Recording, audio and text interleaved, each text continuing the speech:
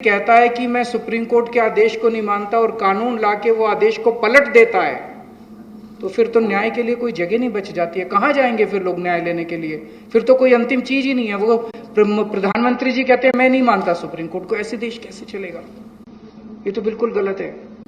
अब ये अध्यादेश लाके वापस सारी पावर छीन ली, तो एक तरह से जैसे अभी राव साहब ने बिल्कुल सही बोला, ये अध्यादेश दिल्ली के लोगों का अपमान है, घोर अपमान है। एक तरह से प्रधानमंत्री जी ये कह रहे हैं कि तुम जो मर्जी सरकार चुनो, मैं उसको काम नहीं करने दूंगा।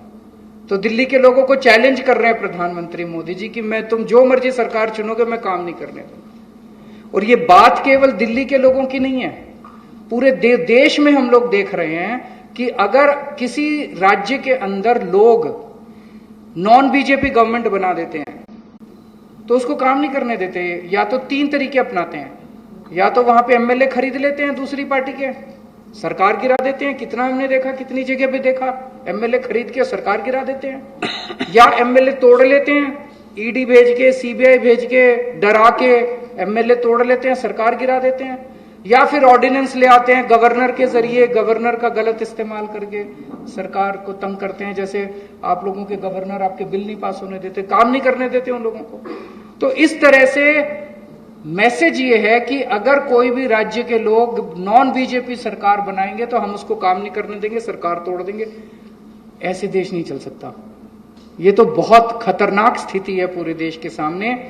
मैं जो पूरे देश भर में घूम रहा हूं समर्थन मांगते हुए, मैं केवल अपने लिए समर्थन नहीं मांग रहा, मैं देश के संविधान के लिए और देश के जनतंत्र के लिए समर्थन मांग रहा हूं। हमारे जो स्वतंत्रता सेनानियों ने लड़ाई लड़ी थी, वो ऐसे भारत के लिए लड़ाई थोड़ी लड़ी थी कि एक पार्टी आएगी सेंटर के अंदर, वो पार्टी बस एक ही पार्टी का पूरे देश के अंदर राज होगा।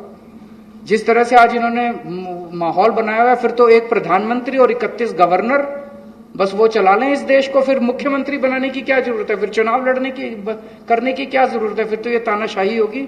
इस तानाशाही के खिलाफ हम लोग लड़ रहे हैं। राज्यसभा के अंदर जब ये बिल आएगा, राज्यसभा के अंदर बीजेपी के पास मेजॉरिटी नहीं है। बीजेपी के out of 238 MPs, BJP has only 93 MPs. BJP के पास मेजॉरिटी नहीं है। मैं फिर से शुक्रिया अदा करता हूं राव साहब का। अगर हम सब लोग नॉन बीजेपी पार्टीज इकट्ठे हो गए तो इस बिल को हम राज्यसभा के अंदर गिरा सकते हैं। और अगर ये बिल गिर जाता है तो पूरे देश के लोगों को विश्वास हो जाएगा कि 2024 के अंदर मोदी सरकार वापस नहीं आ रही है। ये इसका सेमीफाइनल होगा 2024 का।